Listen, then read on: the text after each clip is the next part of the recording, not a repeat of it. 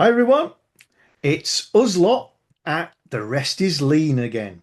So you've got John D, you've got Alan Lovian, and you've got Russell Watkins. And I never know why I bother pointing because most of you are listening on a radio, and the rest of you will know that I'm probably pointing in the wrong direction.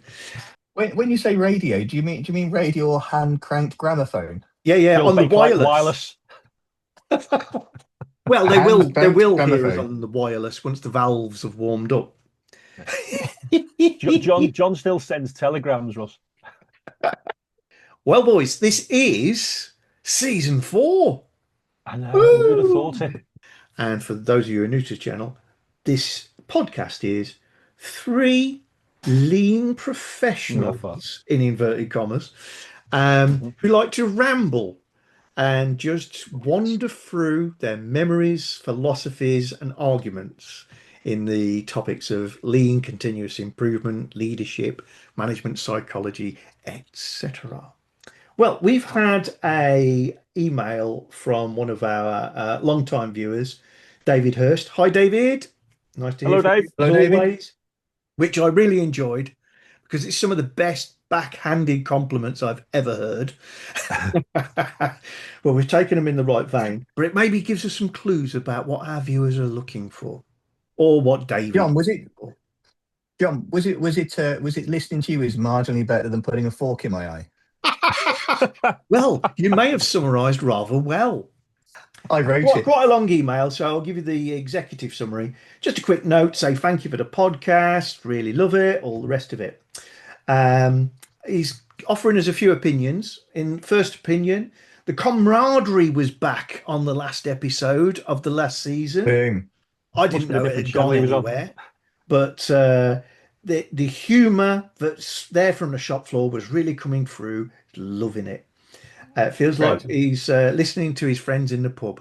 That's how it realistically is. I mean, I'm drinking my water from my beer mug. As soon as I can get rid of the water, we can move on. Um, the discussion on problem solving, really interesting. Yeah. And then number Mhm. 3, this is the one that made me chuckle slash smirk slash ponder. The lack of production. Podcasts are becoming more like produced TV programs with lighting, set, furniture, etc. But yours still feels like it's got no production values at all. No lighting, no set, no continuity, no scripting. I'll go, oh, David. It's what makes it real, in my opinion. Down to earth. Like I mentioned in point 1, as John mentions early in the episode, it's the ramblings of 3 colleagues that makes it different and special. So, thank you, David. I think he's onto something. I think you're Do you know probably what? right. It does sound like you might need to up your game editing, John. I'm pleased. Yeah. I'm, Well, it may actually be true that, we started off literally filming ourselves having one of our regular arguments, and that went well. So we decided to carry on, but we felt the need to professionalize and ask questions and try to answer them. And then yeah. probably towards the end of last season, we got tired and the mask slipped. Yeah. So What, maybe we should continue in that vein and just what enjoy you see, ourselves. you see, John. I'm a big believer. Having recorded a stack of stuff for The Ants and that. BBC? I'm a no, Christ no. Babe I know Station, full probably. well that yeah. I know full well that people will largely forgive a bad picture, but will never forgive bad audio. But neither of those are the point, really. I think the point is, it is so rare to open the kimono nowadays and not to slip into slippery consultant, Mhm. formal podcast mode and just chat about what you've seen, done well, not done well. Yeah. It's I for us, it's good to explore, but I think it's just nice to hear people talking honestly. Yeah. It's Absolutely. who Do I you know want what? to listen to is the people who are just being honest and probably not too serious as well. I don't think. I mean, from day one, we've never really set out with any agenda, really, have we? And No. one thing we certainly don't hope that comes across is we're vanilla. which I think is what David's saying there. We're not not vanilla. You don't know what you're going to get from one episode to the next. There's a loose theme to it all. I think in terms of his feedback, I mean, first of all, to David, thanks very much for the feedback. I know you've done that already, but he obviously taken a huge amount of time out to write quite an extensive email. So listing all our fault shortcomings must have taken him quite some time. So quite some time and a lot of effort. But I don't know if you've heard. He's obviously, for me, when I read it through a few times, it's the classic shit sandwich. So when you're trying to deal with conflict or difficult situations, and for those, start off with something reasonably positive, tell them all the crap, and try and end with something positive at the end. Which, quite frankly, I think it's got everything. But also, Al, that's a large part of our lives. I just said off air that I'm doing a few assessments of factories. I have been the last few months, and essentially you are, particularly when you're talking to the founder or owner of the business, and they started up 20 years ago, and at some point they had to go all in and put the mortgage to keep the business going. You are essentially telling a mother that she has an ugly baby. And you want them to thank you for that news in some way. So it's a key skill for us to be able to hold the mirror up in such a way that not only do they see the skin issues, but they also see the possibility of improving the glow in their skin. Without, you can't afford to soft soap it, can you? Because then you don't get the sense of urgency, as in, look, this will really help your business. But you can't afford to go in too hard and be too brutal without the rapport, because then you're just going to get their backs up. It's a really tough balance. And you throw into there that most of the time also you want to be the one to help them. So it's a really complicated thing to give feedback. If you're pushing somebody hard and poking them towards a cliff, guess what? They push back. And maybe they need to hear what you're saying, but they're not going to, because their instant reaction is to push back.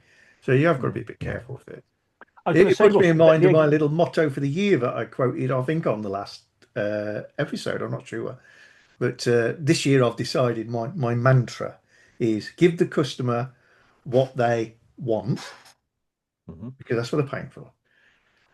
Make sure they know what they need, which is, that's wart, that's horrible. But make sure that they treasure the journey. And that's, you've got to make it palatable. Otherwise, you're doing, I'll do what you need. You've asked me for the wrong thing. You should have asked me for this, because that's going to kill you. And I know you don't agree. You've got to make sure that they enjoy that journey and treasure it. Else, the message doesn't get across.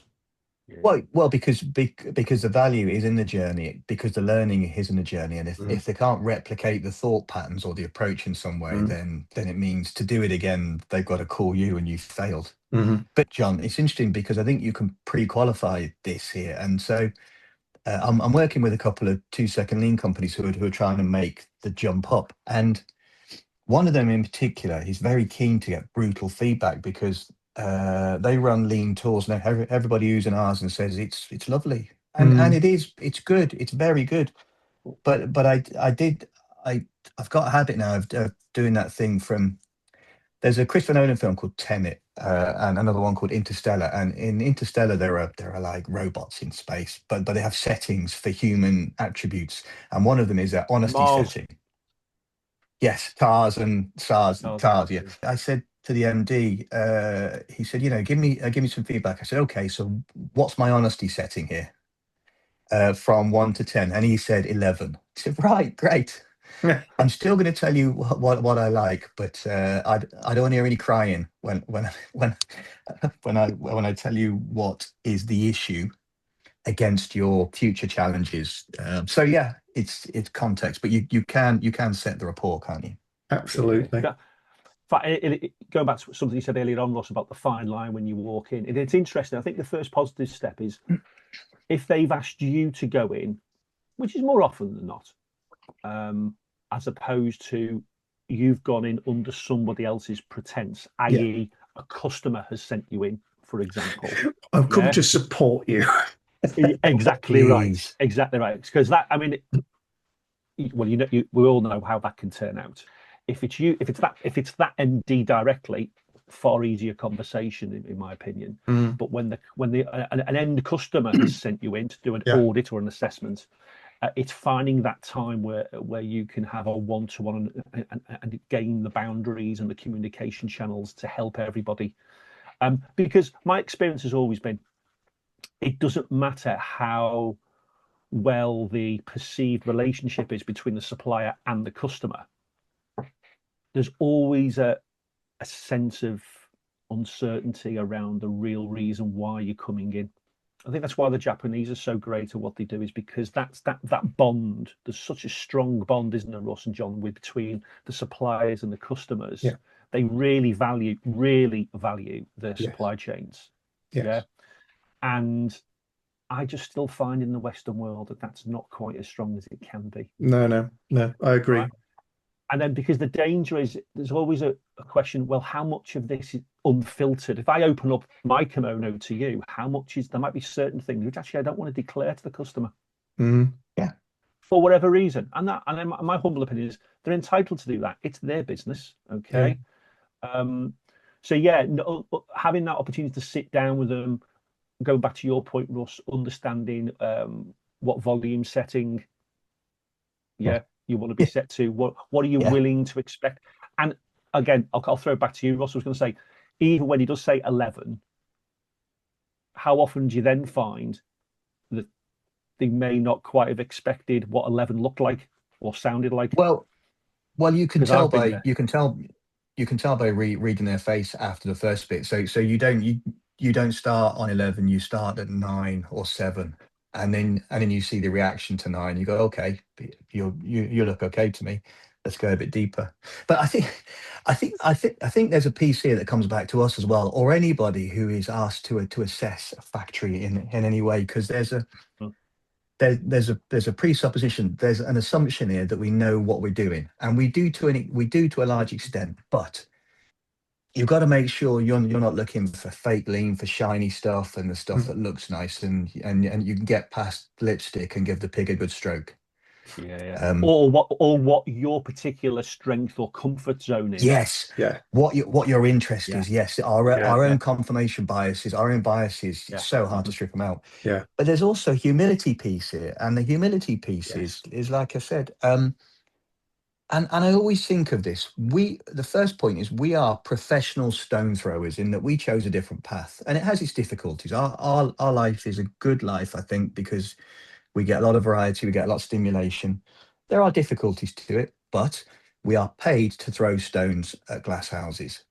And you have to remember that all the time, that you're not the one building the glass house or managing it. You're just wanging stones at it. And the second thing is we always have to bear in mind that if I'm going into a business like I did last week, I'm only seeing them today. And if I think they're fat and they've got all kinds of problems, it may well be that 3 months ago they were twice as bad, but I haven't seen that journey. Yeah. And so I can't go in and shank them because they might be on a really, really good curve here with a good velocity. Yeah. It's funny because when I used to do the, you guys know I used to work for Eaton. One of the things I was part of was the global Eaton Business Excellence System. So we used to have a cross-functional team that go to certain plants to try and create model plant status around the globe, right? And quite rightly, it was about the business, not just about the shop floor. Okay, and one thing that we always had, which I thought was excellent in the sense of we had time to prepare, in the sense of we had time to try and understand the business that we were going to. So what I mean by that is, when you walk through the front door into reception on the first day, you know something about the business. And what I mean by that is they would share information. So going back to your point there, Ross, in terms of how's the business been financially over the past 3 years? Yeah. Has it declined? Has it stayed pretty static? Is it going through a growth phase? That sort of thing. You'd have feedback in terms of, loosely speaking, employee engagement surveys and things. Because it was a global organization, that sort of information is generally available. All right. So we would have, as a team, some time to have have interviews with the ND or the plant manager, for example, all right, up front. And if not, you do that first dates. But you're absolutely right. Even that only sets a certain footing. It's not really until you walk on the shop floor and you can feel, can't you?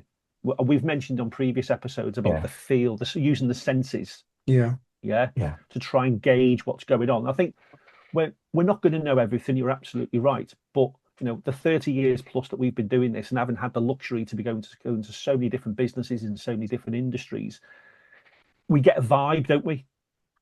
Yeah. Do you know what I mean? We get a sort of sense, a spidey sense, as I would call it.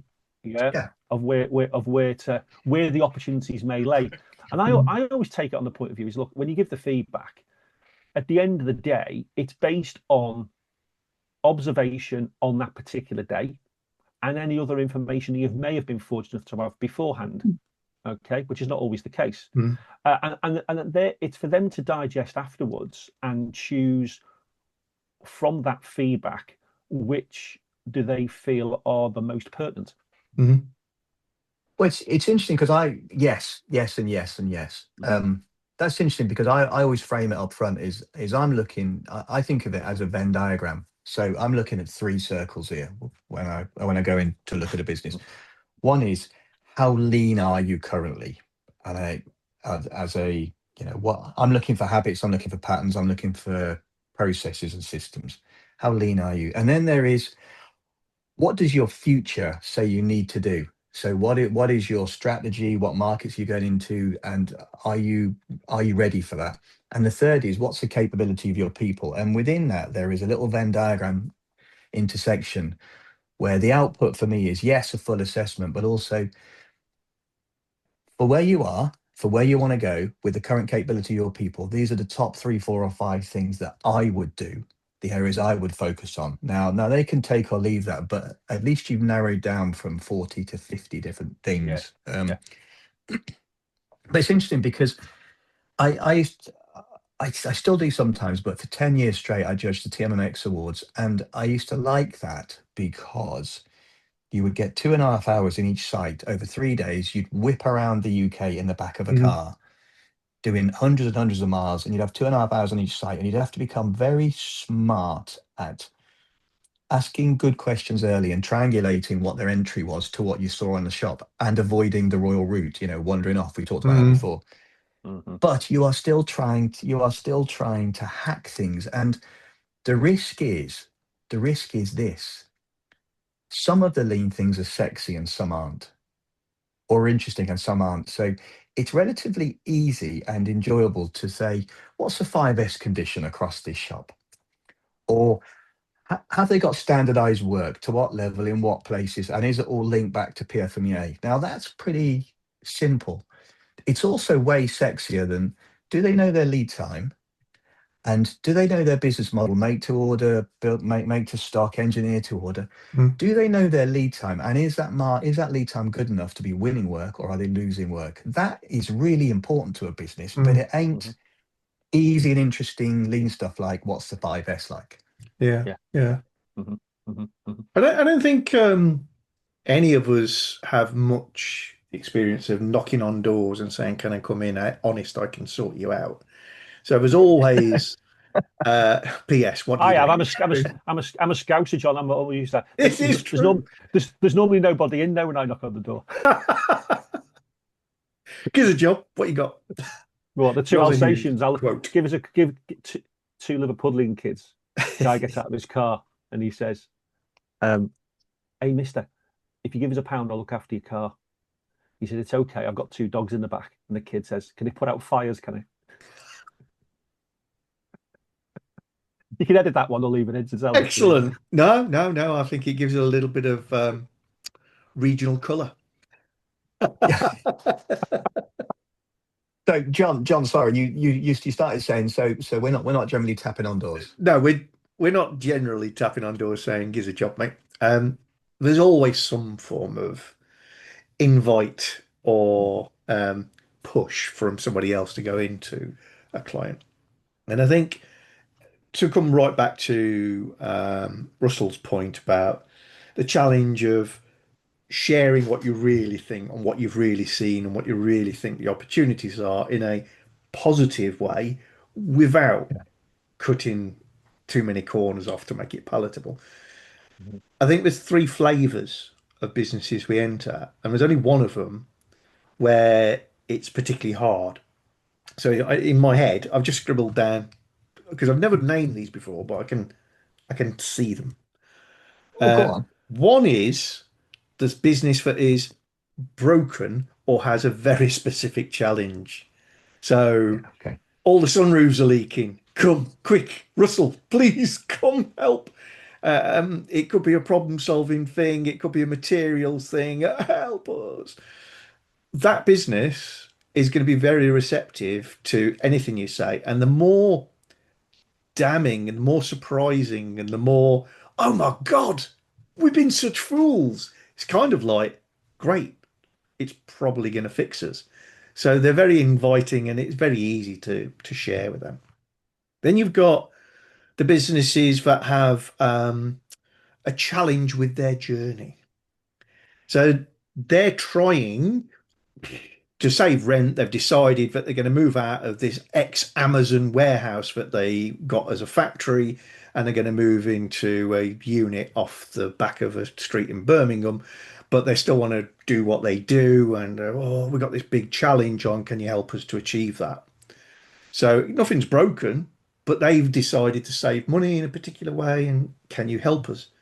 And again, they're going to be really open to whatever you share with them, even if some of it is a little left field and not what they thought they were asking for.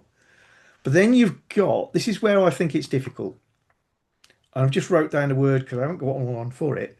The lean browsers, Yeah. where they go, Okay. Alan, I've heard lean's good, and management stuff and communication. That's very important, isn't it? Make us better. I need us to be better. So they're not going down a gurgler. They're not really struggling. They haven't really identified anything for themselves that's wrong. It's just Mhm. come and can I browse? We like. Oh, you can do that for me. Yeah. Ooh, that's offensive. Yeah. They're the companies I think where that's where the challenge lies. I'm not saying Yeah. it's wrong for them to do the lean browsing, but it also tells you quite a lot about their business in that they've not maybe set a strategy. Maybe they want help with that because that'll show up the gaps. Or Mhm. they don't understand their own business well enough because there's no red on any of their charts. Mhm. So maybe they're not measuring, maybe they're not thinking the right way. But whatever it is, where you go in and then go, oh, I wouldn't lay this out like that. Okay, my brother laid that out. Yeah. That's where the challenge is because it's not broke Yeah. in their eyes. I don't be honest with you. I don't think I've ever had any experience. I'm trying to think back when because you're absolutely right what you were saying there, John. But I was trying to think back through my experiences whether I've actually had a lean browser in the sense Oh, of I've had 90 two recently. or I haven't got a regulatory, that story, sort of but thing. and I won't name this company for obvious reasons. But before Russell launches, I've got one very specific one in mind where I was called in. I knew the MD from a previous life, 10 years previous. And he said, "Oh, John, come in. I got a little project for you." And when I got there, it was, "We've got a hell of a lot of money to spend. Now, I can spend some of it on you. And as part of that, can you tell us what to spend the money on to make us Gee. better?" And I thought, A, wow, yay. And then B, hello. Yeah. That Alarm bells are is ringing. the ultimate lean browser, in other words. It's like It going is. into a sweet shop with your £10 and saying, what can I get for this, mister? It is. Yeah. It's. So I get probably a couple of these a year, and I've had two in the last 2 or 3 months. I won't set foot on site until I get through that to a point where I'm comfortable. They want to go beyond that. So I think it's an okay start point to say I've seen on YouTube this lean stuff looks handy. Can you come and help us do a bit of this lean stuff? That's a perfectly acceptable start point Mm. because you're expressing Mhm. an interest. But then I have like if the runes if I read the runes and they feel promising after a back and forth on email, I'll then say, well, I'll tell you what, let's have a quick 20-minute Teams or Zoom, and I'll get to know you, and you can get to know me, and we can see if there's any mutual ground here. And during that 20 minutes, I am essentially trying to work out, do they know what their problems are? Mm-hmm. And are they willing to give them a name? And are they willing to pick at those scabs? And if they are, then it'll quite often move to a walk around site, a walk and talk. But if it gets stuck at, well, we just, we want to do some lean, or somebody else in our group is doing lean, and I'm going to do some lean, then I'll point them towards something else, because I'm not interested. It's just not worth it, because whatever you do won't have traction, because, and it comes back to Mixen again, all learning starts with a question. And it's Mixen and Taichi Ono, where do you, people ask me, where should I start? Well, you start at the point of greatest need. So it's articulating a problem, isn't it? Mm-hmm. So it's interesting you said start with the greatest need. I honestly thought you were going to say there, it starts with me, it starts with them. Because and that's only because I'm thinking from a leader's perspective, we've all been around the block. The end game is we want to go in and make sure whatever we do, it's got the best possible chance of it sticking.